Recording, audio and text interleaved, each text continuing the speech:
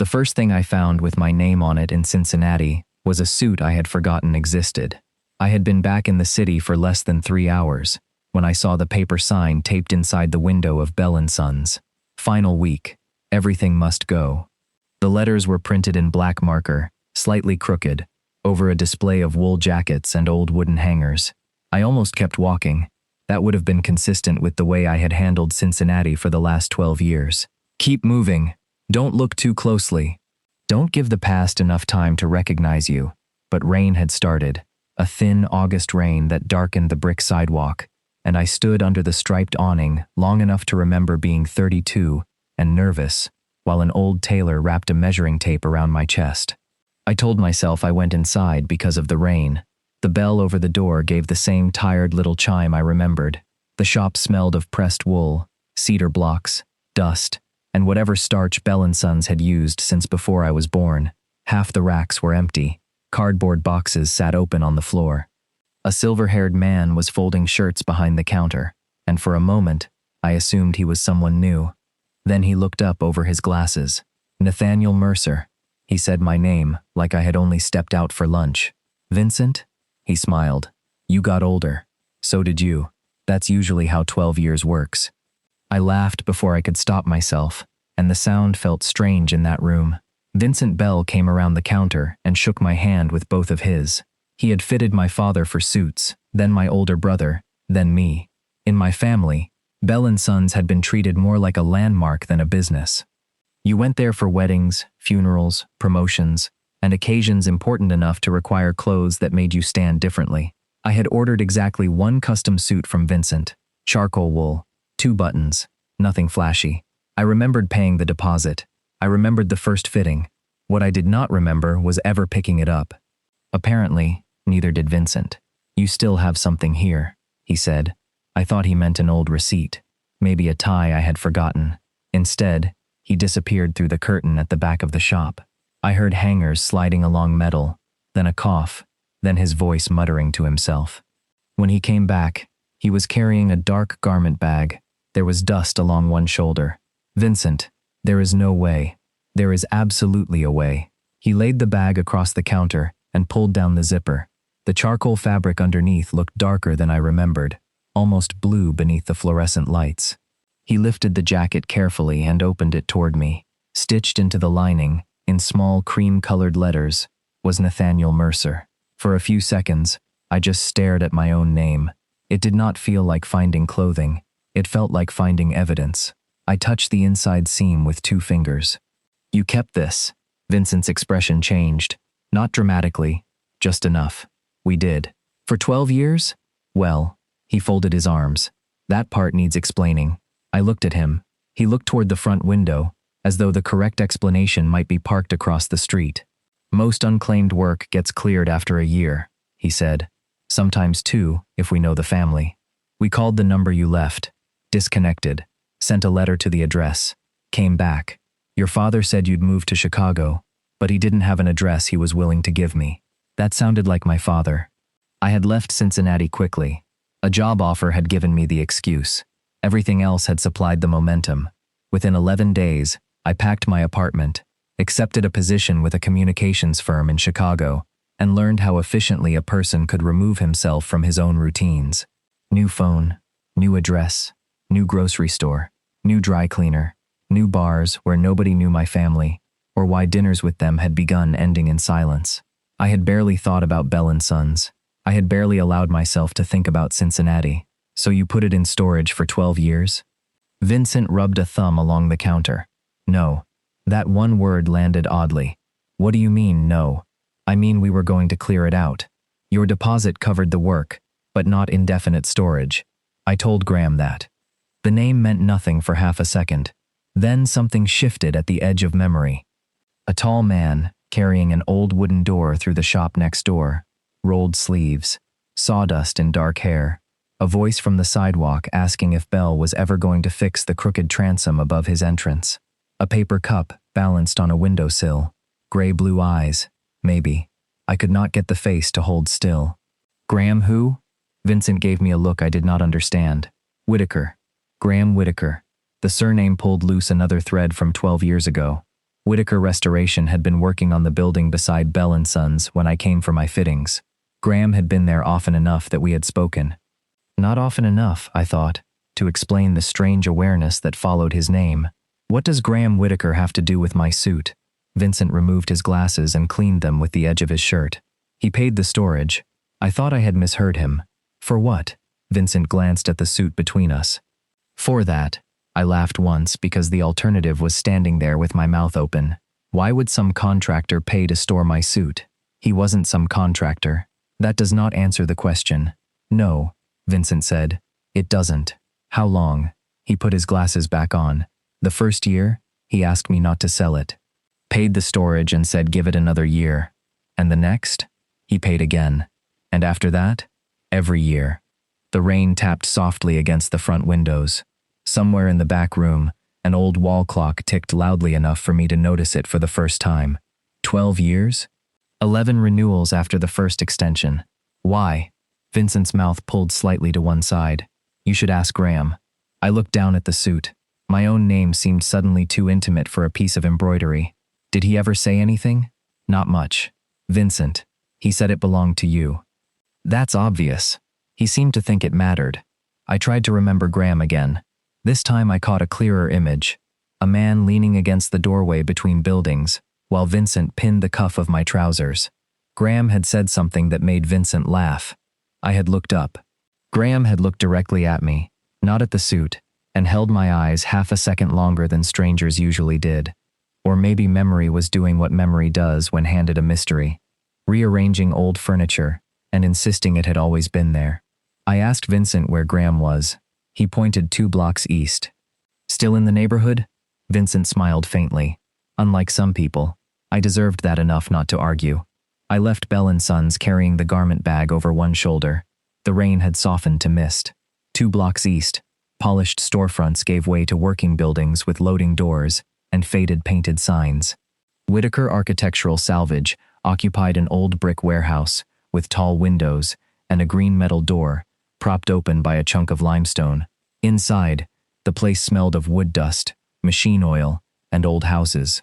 Doors leaned against walls in rows. Brass handles filled shallow drawers. Stained glass panels caught the gray daylight high above me. Somewhere deeper in the building, a power tool stopped. Then footsteps came toward me. The man who appeared from behind a stack of reclaimed oak was older than the one I remembered. So was I. His hair was brown with gray, beginning at the temples. Sawdust clung to his forearms beneath rolled sleeves. He carried a carpenter's pencil behind one ear. He looked at my face first, then at the garment bag. There was no confusion in his expression, no searching his memory for my name. He knew exactly who I was. For one uncomfortable second, neither of us spoke. Then Graham Whitaker leaned one hand against the workbench beside him. You finally came back for it. I stood there with the garment bag over my shoulder and the stupid feeling that I had walked into a conversation everyone else had started 12 years ago. You paid to keep this? Graham glanced toward the suit, then back at me. Vincent told you. He told me enough. That sounds like Vincent. I let the bag slide from my shoulder and placed it across the nearest work table, carefully avoiding a row of brass hinges. He said you paid the storage every year. I did. Why? Graham pulled the pencil from behind his ear and rolled it once between his fingers. You're going to have to be more specific. I've been in town 3 hours, Graham. I think the question is pretty specific. His mouth moved like he was almost smiling. That irritated me more than an actual laugh would have. Fine, he said. You left a suit. Bell was going to clear it. I asked him not to. For 12 years. Not all at once. That is somehow worse. This time he did smile. You still talk like you're presenting evidence to a jury. I work in crisis communications. I know. That stopped me. He noticed. I looked you up once, he said. Years ago. Your firm had a website. It wasn't exactly detective work. There was something in the way he said it that made me want to ask when, why, and how many times. Instead, I reached into my wallet and pulled out a business card. How much? Graham frowned. For what? The storage. No, I'm not asking you to donate 12 years of closet space to me. You already did. That was not a closet. Still no. I took out my phone. Then give me a number and I'll transfer it. He leaned one hip against the table and folded his arms. Nate. Hearing the shortened version of my name in his voice landed differently than Vincent saying Nathaniel. It sounded familiar in a way I had not given him permission to be. I'm paying you back. No. You're trying to close an account. That's generally what paying someone back does. And I'm telling you there isn't one. Before I could answer, a door at the back of the warehouse opened, and a woman in paint-spattered jeans called Graham's name. She held a clipboard in one hand and wore the expression of someone who had already waited too long. Give me 10 minutes, Marcy, Graham said. You said that 20 minutes ago. I was interrupted. She looked at me, then at the garment bag, clearly. When she disappeared again, I said, I can come back. Can you? I almost laughed. Is that another accusation? No. An actual question. How long are you in Cincinnati? 4 days. Something in his face settled. Of course you are. I did not like the way he said it. I have work in Chicago. I didn't say you didn't. You implied something. I said 3 words. 4. There's the communications professional. I should have left. Instead, I stood there looking at him and became acutely aware that Graham Whitaker had aged well. The gray at his temples suited him. So did the worn denim work shirt and the small scar along his left forearm. 12 years earlier, I had thought he was attractive in the casual, inconvenient way you notice someone when your life is already too crowded. Now there was nothing casual about noticing him. If you really need to settle the debt, he said, I might have something useful. I thought there wasn't a debt. There isn't. You're the one who needs one. That annoyed me, because it was true. He walked to a large table covered with photographs, zoning maps, old property records, and printed renderings. I followed because apparently I had come all the way back to Cincinnati to make questionable decisions in warehouses. Graham tapped a photograph of the block around Bell & Sons. Developer bought 3 buildings through an investment group last year. They're pushing for demolition and a new mixed-use structure. I studied the rendering. Glass, steel, retail on the bottom, expensive apartments above. The sort of project that used words like revitalization when it meant replacement. You're fighting it. We're trying to get preservation status on the storefront row before the next commission meeting. We, owners, tenants, neighborhood association. Bell, technically, although he'd rather retire than attend another public hearing. I looked over the documents. The material was good. The presentation was terrible. Historic photographs mixed with tax records. Architectural notes written for people who already understood architecture. A page labeled Community Value contained 4 paragraphs that managed to say almost nothing anyone would remember. You wrote this? Graham looked offended. Yes, I can tell. Is that your professional assessment? My professional assessment is that if you present this, half the room will support demolition just to make you stop talking. He stared at me. Then he laughed. It was the first real laugh I had heard from him, low and surprised, and it made him look younger. You always this charming when you're helping? I haven't agreed to help. He slid the pages toward me. 4 days, right? I should have recognized the trap. Instead, I picked up the packet. 2 hours later, I was still there. Marcy turned out to be Graham's project manager. She brought me a chair and told me not to encourage him when I explained that their entire presentation had been built backward. Graham argued that the commission needed to understand the construction details. I argued that the commission first needed to care whether the buildings survived. They're historic, he said. That matters to you. It should matter to them. That isn't communication.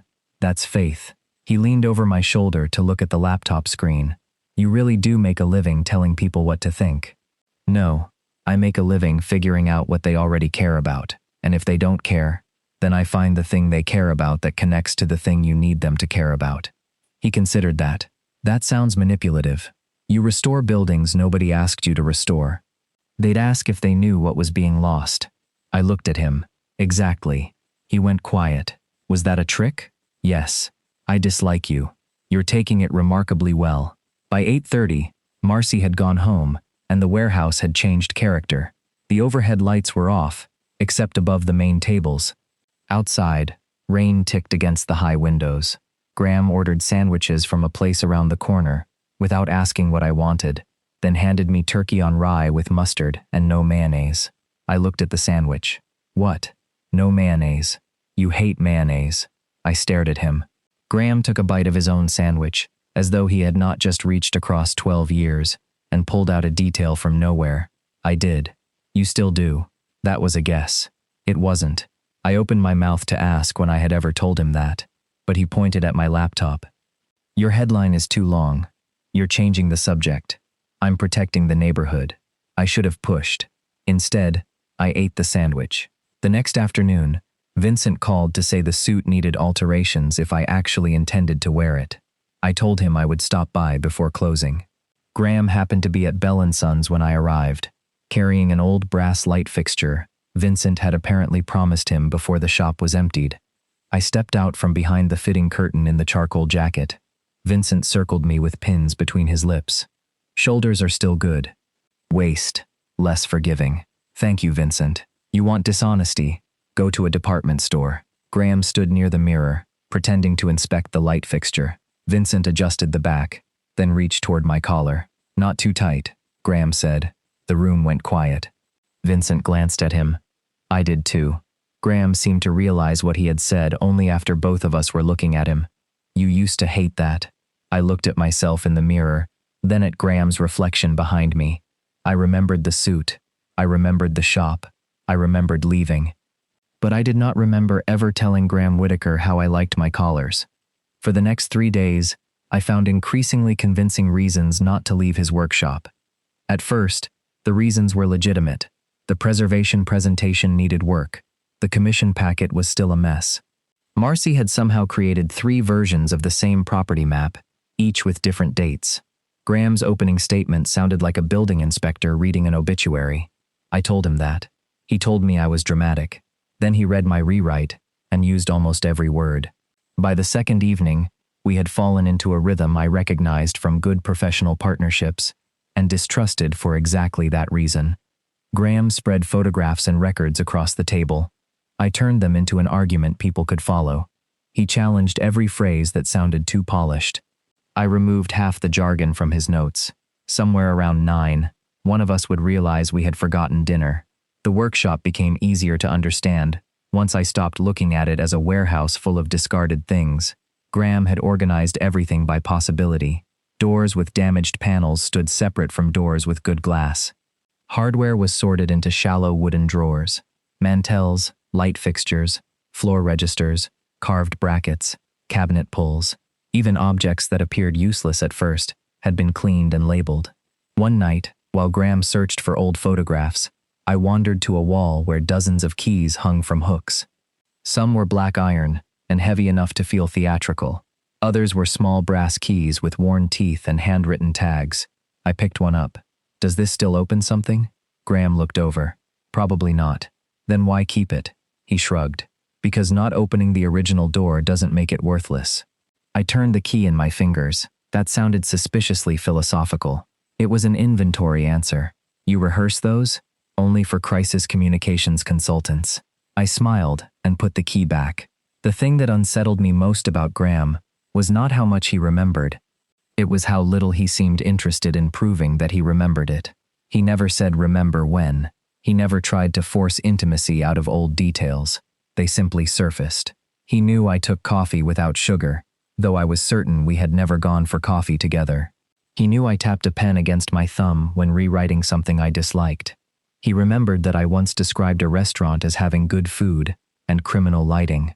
Every time I asked how he knew something, Graham gave me the same maddening answer. You said it. When? Apparently 12 years ago.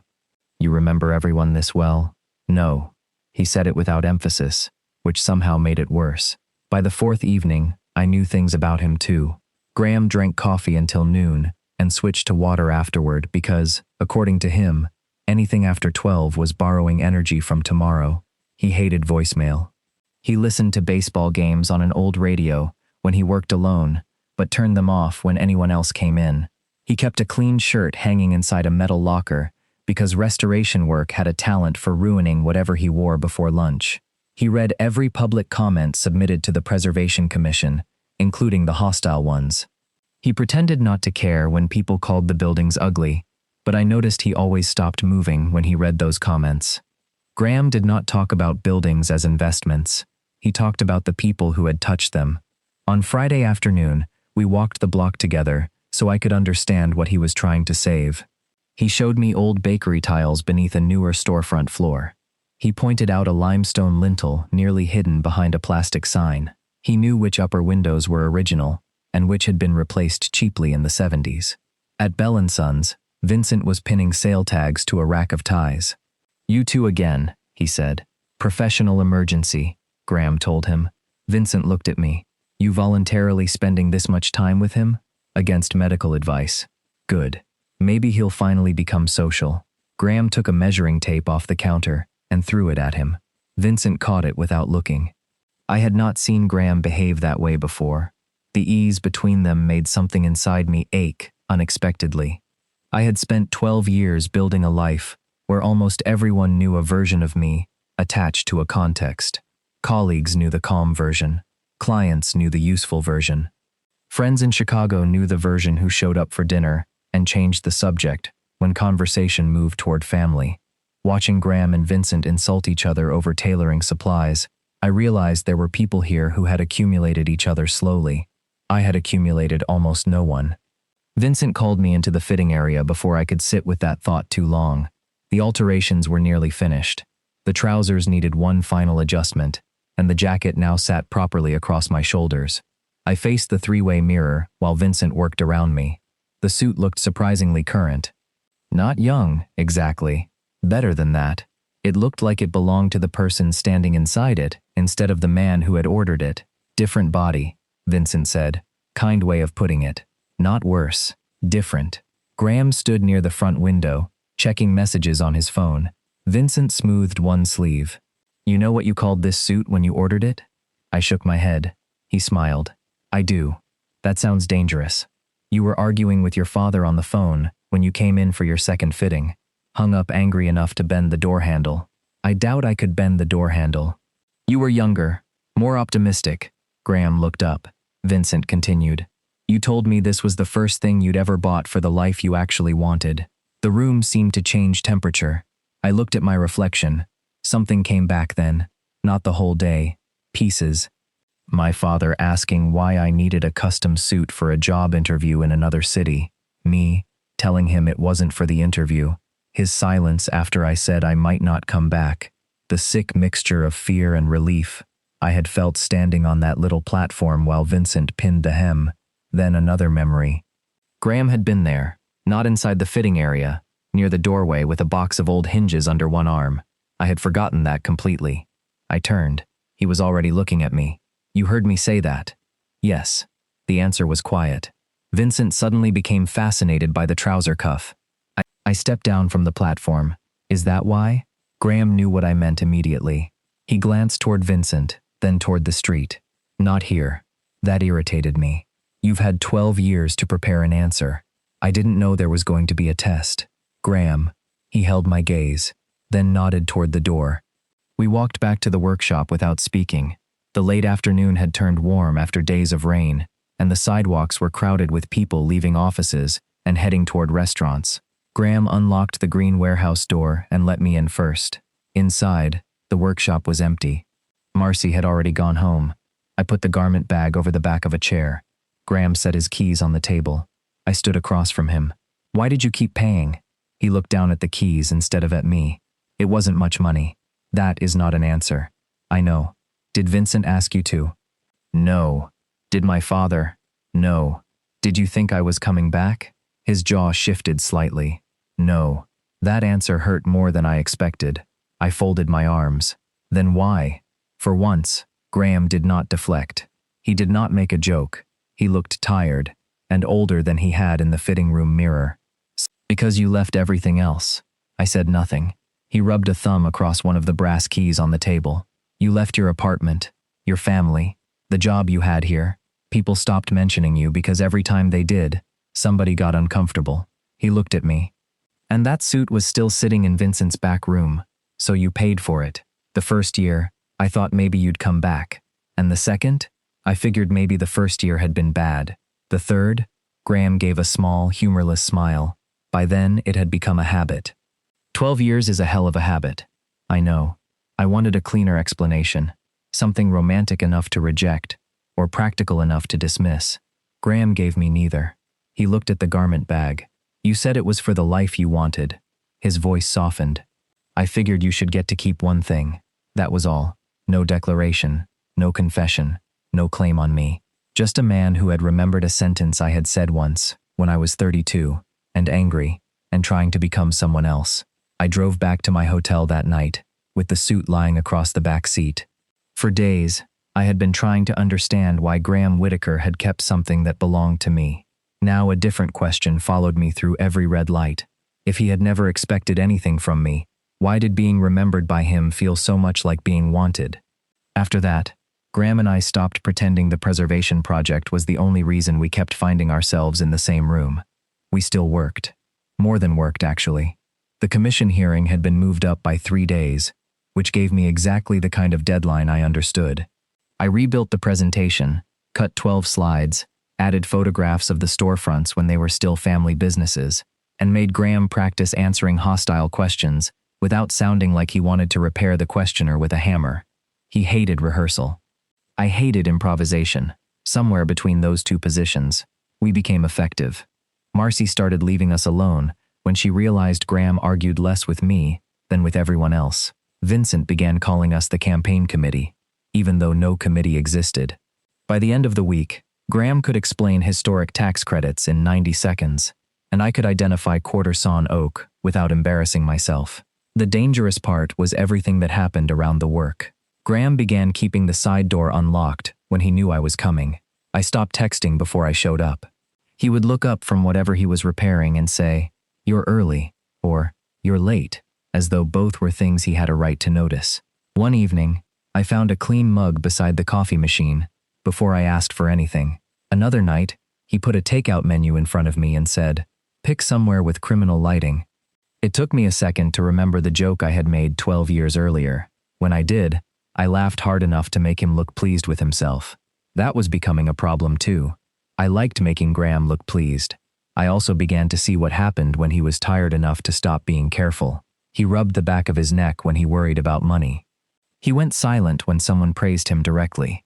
He had a habit of standing in the doorway after Marcy left, watching to make sure her car started before he locked up. Once, when a delivery driver brought in a damaged leaded glass panel, Graham spent 20 minutes explaining that the crack was repairable before he ever asked who was paying for it. He did that with everything. Assessed damage first, decided what could be saved, only then worried about cost. "You look at people like that too?" I asked him. He was examining the glass beneath a work light. "Like what?" "Like you're calculating whether we can be repaired." He looked up. "People aren't buildings, Nate." That sounded almost disappointed. "No, buildings are easier." I should have laughed. Instead, I understood him. The night before the hearing, we ran the presentation one final time in the empty meeting room above the neighborhood association office. Graham wore a navy jacket instead of work clothes. It fit him well enough that I resented noticing. He stood at the front while I sat alone in the second row pretending to be a skeptical commissioner. "You have 4 minutes," I said. "Convince me these buildings matter. They're 118 years old. I don't care." His eyes narrowed. "They contain original masonry, timber framing, and I still don't care. You are deeply unpleasant. I'm the public. Try again." He exhaled, looked down at his notes, then set them aside. "My grandfather brought me to Bell & Sons when I was 8, he said. He had one suit. Vincent's father repaired it every few years because buying another one wasn't an option. The bakery 2 doors down used to give day-old bread to families who couldn't pay. The upstairs rooms were offices, then apartments, then empty, and people keep looking at empty rooms and calling the whole block empty." He paused. "It isn't empty. It's just waiting for someone to decide. Its history is worth the inconvenience." I stopped pretending to be a commissioner. "That," Graham looked at me. "That what?" "That is your opening. That wasn't the speech. It is now." He shook his head, but I could tell he knew I was right. We packed up after 10. Outside, the air was warm and heavy, the kind of Cincinnati summer night that held on to the day after the sun was gone. We walked toward the parking lot without speaking. Halfway there, Graham asked, "Was leaving really that bad?" I knew exactly what he meant. I could have given him the edited version. Family disagreement. Career opportunity. Bad timing. The neat summary I had been using for years. Instead, I leaned against the hood of my rental car and looked at the dark windows across the street. My father didn't throw me out, I said. That would almost be easier to explain. Graham waited. He just kept asking for smaller versions of the truth. Don't tell your grandmother yet. Don't bring anyone to Christmas. Don't make your brother's wedding about you. Don't correct people if they assume you're dating a woman. I looked down. Every request sounded temporary, reasonable even. Until I realized the temporary version of my life was supposed to last forever. Graham's face had gone still. The job in Chicago came at the right time, I continued. I told myself I was choosing a career. Maybe I was. But mostly I wanted to go somewhere nobody knew which parts of me they preferred not to see. And your father? We got very good at birthdays and weather. I'm sorry. Don't be. He wasn't a monster. That was part of the problem. Graham nodded, as if he understood more than I wanted him to. Then I asked the question I had been circling since the suit fitting. Were you interested in me back then? He looked away toward the street. That's direct. I'm professionally trained. You were leaving. That is not an answer. It was relevant. Graham. He rubbed his thumb along the edge of his keys. For once, he looked genuinely uncomfortable. Yes. The word was so simple that I almost missed its weight. Yes, what? His eyes came back to mine. Yes, I was interested in you. I had spent days preparing myself for some grand explanation. Somehow, this was worse. Better. More dangerous. Why didn't you say anything? You had 1 foot out of town. You could still have said something. You were 32, angry at half your family, starting a new job, and talking about Chicago like it was oxygen. His mouth tightened. I didn't think adding myself to the list of things you had to decide about was kindness. I wanted to argue. I also knew I might have run faster if he had tried. The hearing the next evening went better than I expected. Graham opened with the story about his grandfather's suit. People listened. He answered questions without drowning anyone in construction terminology. Marcy presented the economic case. 2 neighborhood business owners spoke. Even Vincent showed up in a tie he claimed he had worn to City Hall in 1998, and therefore considered lucky. The commission did not grant final designation that night, but they voted to delay demolition review and advance the preservation petition. It was not victory. It was enough to keep the block alive. Afterward, the 4 of us went for drinks. Vincent left after 1 bourbon. Marcy left after 2, and pointed at Graham on her way out. Don't ruin the good mood. I have no idea what that means, he said. She absolutely does, I told him. By midnight, Graham and I were alone in a booth near the back of the restaurant. The lighting was, in fact, criminal. He had loosened his tie. I had stopped pretending I was not looking at his mouth when he smiled. You were good tonight, I said. You wrote most of it. No, I gave you structure. You gave them a reason to care. He studied his glass. You do that. What? Make people sound more certain than they feel. It's a marketable skill. Do you ever use it on yourself? I looked at him. There were several answers available. I chose none. Graham smiled slightly. Thought so. I reached across the table before I could talk myself out of it and touched the back of his hand. He went completely still. You could make this easier, I said. I'm trying very hard not to assume what this is. That might be your problem. And yours? I leave before anyone gets a chance to ask. His eyes lifted to mine. I stood. Graham did too. Outside, the street was nearly empty. Traffic moved somewhere a block away. The restaurant sign buzzed faintly behind us. We stopped beside my car. Neither of us moved closer until I did. I kissed him.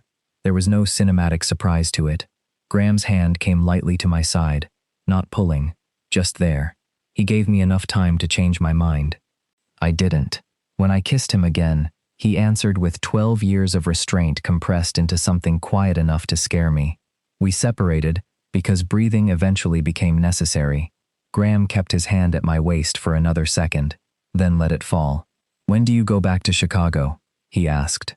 The question hit harder than it should have. Tuesday. He nodded once.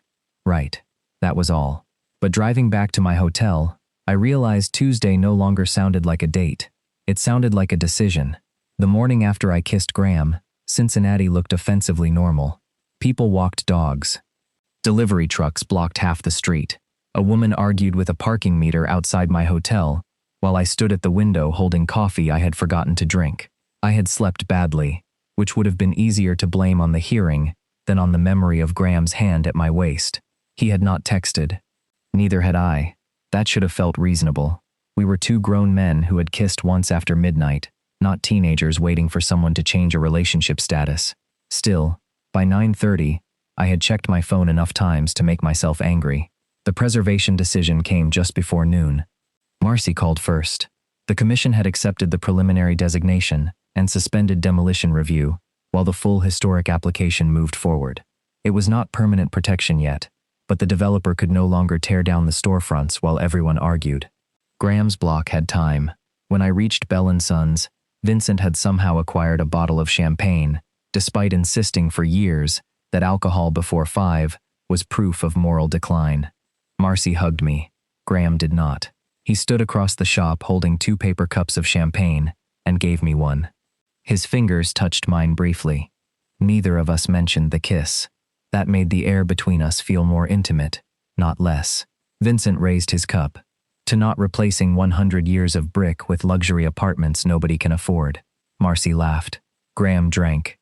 I looked around the shop, at the mirrors and measuring tables and racks being emptied for retirement. For the first time since coming back, I could imagine the room continuing after Vincent was gone. Different use, same bones. Graham caught me looking.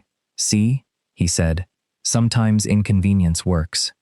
Don't get sentimental. We still have the full designation packet. You staying long enough to finish it? It was the first time he had asked anything that sounded remotely like that. I looked at him. Before I could answer, Vincent said, "If he goes back to Chicago, you can always email him this time." The sentence was casual. Graham's face was not. I turned toward Vincent. This time? Vincent stopped with his cup halfway to his mouth. Nobody spoke. I looked at Graham. What does that mean? Nate. No. What does that mean? Vincent lowered his drink. I assumed you knew. Knew what? His eyes shifted toward Graham, and in that movement I understood enough to feel something cold settle beneath my ribs. I put the cup down. You had my email. Graham's jaw tightened. Eventually. How eventually? He did not answer quickly enough. I laughed once without humor. You looked me up. I told you that. You told me you looked at the firm website once. You did not tell me you knew how to contact me. Those are not the same thing. They are remarkably close. Marcy quietly set her cup on the counter and said she needed to check something at the workshop. Vincent followed her into the back room with the speed of a man who had survived decades of customer disputes by knowing exactly when to disappear. Graham and I were left standing beside the suit racks. How long? I asked. I don't remember. That is not believable. Maybe 2 years after you left. I stared at him. 10 years. Nate, you had a way to reach me for 10 years. Yes. And every year you walked in here and paid to keep that suit. Yes. But you never thought to write 3 words. His expression hardened. What 3 words? I don't know. Your suit exists. Vincent still has it. Are you alive? Pick one. You were alive. Your professional biography made that clear. That isn't the point. Then tell me what the point is. The anger came faster than I expected, because it had very little to do with email. I knew that even while I was speaking. The point is, you made this whole thing sound like you had no choice, except to wait. I never said that. You let me stand here wondering why you kept something for 12 years, when you could have contacted me any time. Graham's eyes narrowed, and said what? The truth. Which truth? That you remembered me. I assumed you knew people remembered you. I looked away. He saw it. Of course he did. That's not fair, I said. No. What's not fair is you turning a storage bill into proof that everyone in Cincinnati was supposed to come find you. My face went hot.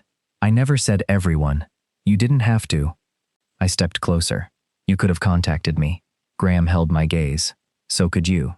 The words were quiet. They hit harder, because he did not raise his voice. I stared at him. He continued before I could answer. Bell & Sons still had the same number. Your father lived in the same house. The workshop had a website. The city was still exactly where you left it. You know why I left. Yes. Then you know why calling wasn't simple, and contacting a man who disappeared without saying goodbye was. I barely knew you. Exactly. That stopped me. Graham's voice stayed controlled, but I could see the strain in his face. You were dealing with your family. You moved. You built a life. I found your firm page because I wondered if you were okay. That did not give me permission to walk into that life because I had once wanted you. You could have told me about the suit. I could have, but you didn't. No. Why? He looked toward the garment racks, then back at me. Because if you wanted Cincinnati gone, I wasn't going to use a piece of clothing as an excuse to drag you back into it. You decided what I wanted. You decided by leaving. The room went silent. I hated him for saying it, because some part of me had been working very hard for 12 years not to say it to myself. Graham rubbed a hand over his face. I'm not telling you your family didn't hurt you, he said. I'm not telling you leaving was wrong. Maybe it was the only thing you could do then. But you keep talking like the city closed behind you. He took a breath. Nate, you left. I picked up my coat. Graham looked exhausted rather than angry, which made me want to say something cruel enough to put the anger back. Instead, I said, You're very good at staying as long as nobody asks you to say what you want. His face changed. I knew immediately that I had found the place to hurt him, so I kept going. You keep buildings. You keep keys. You keep somebody else's suit for 12 years. But actually asking for anything? That would require you to risk hearing no. Graham said nothing. I nodded toward him. You think silence makes you noble. Sometimes it just makes you absent. That landed. We stood there with 12 years between us, and no innocent way to claim either of us had handled them well. My phone rang before one of us could make it worse. Chicago. A client had a senior executive caught on video, saying something spectacularly stupid at exactly the wrong time. By the time I finished the call, 3 people were already sending me documents marked urgent. I needed to be available immediately. My flight was scheduled for Tuesday. It was Saturday. I could have handled most of it remotely. Instead, still angry, I changed my flight to Sunday morning. I told myself that was professionalism. I had used better lies. That evening, I went back to the workshop because my laptop charger was still on Graham's table. He was alone. The baseball radio played quietly somewhere in the back. I found the charger without asking. I'm leaving tomorrow, I said. Graham stopped sanding the edge of a cabinet door. I thought Tuesday. Work changed. He nodded. That was all. I waited long enough for the silence to become embarrassing. Part of me wanted him to argue, to tell me the client could survive 48 hours without me, to tell me we had unfinished business, to tell me not to turn one fight into another 12 years. Instead, he wiped the sawdust from his hands. I hope the meeting goes well. I almost hated him again. Right. I left before I could ask him for something I had spent my entire adult life believing people should offer without being asked. And back at the hotel, I packed quickly. Packing was one of the things I did best. Shirts folded, toiletries zipped, laptop cables wrapped, shoes bagged. By midnight, everything I had brought to Cincinnati fit neatly inside one suitcase, except the suit. It hung from the closet door in its dark garment bag. I unzipped it. The charcoal jacket was finished now. Vincent had pressed it that afternoon. I slipped it off the hanger and opened the lining. Nathaniel Mercer. Just my name. Not my firm. Not my title. Not somebody's son. Not the version of me who knew how to make every room comfortable. I sat on the edge of the bed with the jacket across my knees. For 12 years, I had told myself nobody had asked me to come back. That night, I had stood in Graham's workshop, wanting him to ask me to stay, while making absolutely certain I never asked him what he wanted. The pattern was so obvious, I almost laughed. My flight confirmation glowed on the phone beside me. 6:40 a.m. I looked at the suit again, then at the button that said cancel flight. For the first time in 12 years, the question was not whether I had a good enough reason to leave. It was whether I could finally choose not to. I canceled the flight at 12:17 in the morning. There was no music, no sudden certainty. No rush of relief. The airline app asked if I was sure, charged me a fee for being sure, and sent a confirmation email that looked exactly like every other automated message in my inbox. I stared at it anyway. Then I opened my laptop and called Chicago. By 2:30, I had the client's executive statement rewritten, a media plan in place, and 3 senior people arguing in a conference window about whether anyone should use the phrase taken out of context. I told them no. By 4, The immediate crisis was contained. By 5, I was still in Cincinnati. That fact mattered more than I expected. I slept until 10, ordered room service coffee, and spent the morning answering emails. Graham did not call. I did not call him. The silence was different now. Before, it had always been a place to hide. This time it felt temporary, like a room we both knew we eventually had to walk back into. Around noon, Vincent texted to tell me the suit was ready for pickup. I almost laughed at the timing. When I reached Bell & Sons, he had the garment bag hanging from the fitting room door. He did not ask why I was still in town. He looked at me once, looked at the suit, and said, "Try it on." The jacket fit differently than I remembered, but not because Vincent had failed. The shoulders were clean. The waist sat exactly where it should. The sleeves ended at the right point above my hands. The man in the mirror was not 32 anymore. There were lines beside my eyes, more gray at my temples than I had admitted to myself. The suit had been made for a younger body, then altered for the one I actually had. I turned slightly and looked at the name inside the lining. For once, it did not feel like evidence of something abandoned. It felt current. Vincent adjusted the collar with 2 fingers and stepped back. "Better," he said. "Than 12 years ago? Different. You said that last time. Because you keep asking the wrong question." I met his eyes in the mirror. "What's the right one?" He shrugged. "Does it fit now?"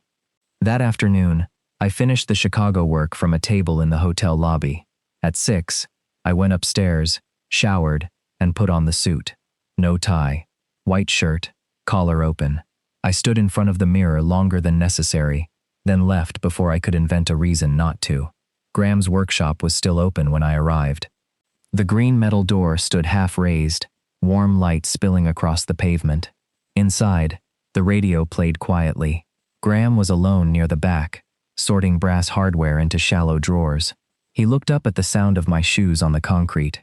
His eyes went first to my face, then to the suit. He did not say anything for several seconds. I stopped on the other side of the work table. "You kept this for 12 years. Graham looked down at the jacket, then back at me. "I kept a suit." "No." He waited. I put my hands in my pockets because otherwise I might have started gesturing like I was presenting to a boardroom. "You kept a door open." His expression shifted. I continued before he could turn that into something noble. "And I've spent most of my life waiting for somebody else to drag me through one." "Nate." I changed my flight. He looked toward the clock on the wall as if the information needed physical confirmation. "You were supposed to leave this morning." "I know." "What happened with the client?"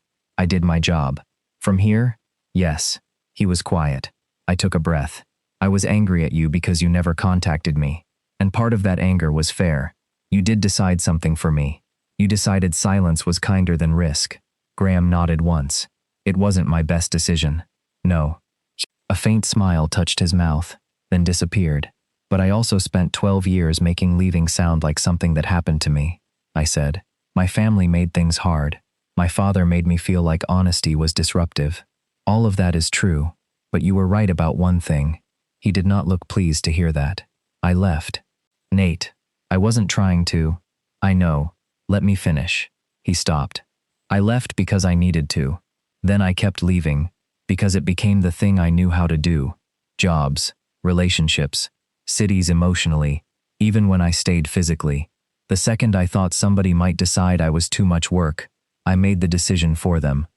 Graham's eyes stayed on mine. "And last night, I wanted you to ask me to stay. I was furious that you didn't." His jaw shifted. "I almost did. Why didn't you?" He looked down at the hardware drawer between us.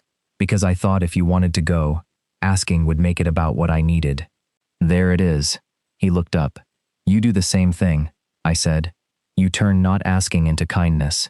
Graham let out a breath that almost sounded like a laugh. "That bad? Infuriating. Fair." We stood there for a moment with the strange relief of having finally accused each other accurately. Then Graham came around the table. He stopped a few feet away. "I did want you to come back," he said. I said nothing. 12 years ago. 5 years ago. Last week. His voice remained steady, but his hands did not. He folded them once, then let them fall at his sides. I wanted to call. More than once. I told myself not doing it was respecting your choice. Some of the time that was true. He looked at me directly. Some of the time, I was scared you'd answer, and make it clear I had imagined more between us than there ever was. That honesty landed somewhere deeper than any dramatic confession could have. I didn't know there was more, I said. I know. You never gave me much evidence. I stored your clothes for 12 years. That is not standard flirting. Graham laughed then, soft and tired. I stepped closer. You said you wanted me to come back. I did. I'm here. His face changed. Not surprise exactly. Hope, maybe. The cautious kind. I wanted you back, he said.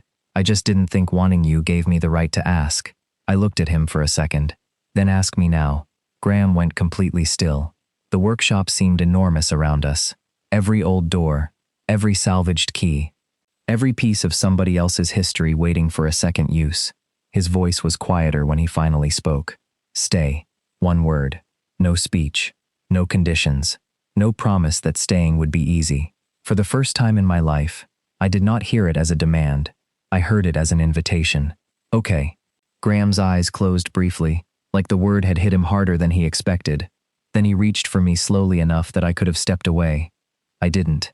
His hand settled against the side of my face, warm and careful, and when he kissed me, there was nothing restrained about the honesty of it. No 12-year fantasy. No debt being repaid. Just two men who had finally stopped making silence do the work of conversation. 9 months later, Bell & Sons still had its original sign. Vincent had retired exactly as threatened, and spent enough time in Florida to complain constantly about the humidity. The front half of the old shop had become a small preservation office and design space connected to Graham's restoration business. The mirrors remained. So did the old cutting table. Graham said removing either would be a crime. Marcy agreed, and therefore made it official. I had launched my own consulting practice by then. Chicago remained part of my life, but no longer the place I used to prove I had escaped somewhere else. I traveled when work required it. I came home when it didn't. Home. It took me months to say the word without checking whether I meant it. At first, I kept a small apartment of my own, because neither Graham nor I had any interest in turning one brave decision into 6 impulsive ones. He gave me a key to the workshop before he gave me one to his house. I held it up the first time he handed it to me. Does this one actually open something? Currently. Good. I've seen your wall. He smiled. A few months later, I noticed my shirts appearing in his closet one at a time. Not because I had officially moved in, because I stopped taking all of them home. Graham noticed too. He never commented. That was one habit we were still working on. One Sunday morning, I caught him moving aside a stack of restoration catalogs to clear a drawer in his bedroom. For me? I asked. He looked guilty. No. Graham, possibly. You could ask. He leaned against the dresser. Would you like a drawer? I would. He nodded, apparently satisfied with himself. Excellent communication. Don't mock progress. I'm a consultant. I evaluate it. We were not magically cured of ourselves. I still had days when conflict made me want distance before conversation. Graham still had moments when he quietly solved a problem instead of admitting he wanted reassurance. The difference was that we had learned to notice. Once, after an argument about how much time I was spending on a difficult Chicago client, I packed an overnight bag before I even understood what I was doing. Graham saw it by the front door. He did not block me. He did not accuse me. He simply asked, "Are you leaving because you need a night, or because you're afraid I'm angry?" I hated the question, mostly because it worked. I put the bag back upstairs. Another time, Graham agreed to take on a restoration contract 3 hours away, without telling me he would be gone most of the week for 2 months. I was furious. He listened to me for 10 minutes, then said, "I thought telling you after I solved the schedule would make it easier." I stared at him. "You see it, right?" He sighed. "I see it. Excellent. You are enjoying this." "A little." He came over and kissed my forehead. "Don't become unbearable. Too late. You asked me to stay." The full historic designation for the block came through in spring. The developer sold 2 of the properties to a local partnership, willing to restore the upper floors instead of demolishing them. It was not a fairy tale victory. There were financing fights, permit delays, arguments over windows, and one spectacular plumbing disaster Graham refused to discuss without swearing. But the buildings remained. So did we. At the reopening event for the old Bell & Sons storefront, I wore the charcoal suit. I almost chose something else. By then, I owned newer suits. More expensive ones. Better fabric, technically. But none of them had spent 12 years waiting for me to become the man who could wear them honestly. The shop was full that evening. Neighbors, preservation volunteers, former customers, city officials who suddenly spoke about the block as if saving it had been their idea all along. Vincent stood near the old fitting mirrors in a tan jacket and complained that the champagne was too warm. Marcy ignored him. Graham moved through the room, checking lights, doors, hinges, and every other detail nobody else would notice unless it failed. I watched him from across the shop for a while. He had changed too, though not in ways strangers would see. He asked for help more often. He had started saying when he was worried, instead of finding something to repair. He had even learned to leave me voicemail, although his messages were usually 6 seconds long and contained information that would have been easier to text. I kept every one of them. Eventually, he found me near the fitting mirrors with 2 drinks in his hands. His eyes moved over the suit with exaggerated seriousness. Worth the storage fees. You should have charged interest. I might. You're 9 months late. I've been patient before. I took the drink from him. Across the room, people were talking beneath restored lights Graham had found in a warehouse outside Dayton. The storefront windows were open to the evening. Through the courtyard, I could see the green workshop door propped open. Beyond it hung the wall of old keys. A year earlier, I would have looked at those keys and thought about all the doors they no longer opened. Now I understood why Graham kept them. A thing could outlive its original purpose. A building could become something else without losing what mattered. A suit could be cut for one life and altered to fit another.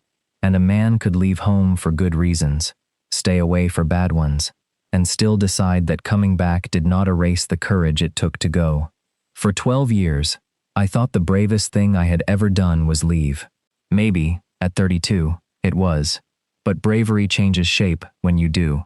Sometimes leaving is the only way to survive the person everyone expects you to be. And sometimes, years later, the harder thing is realizing the door is still open, knowing you are free to walk either way, and choosing to stay.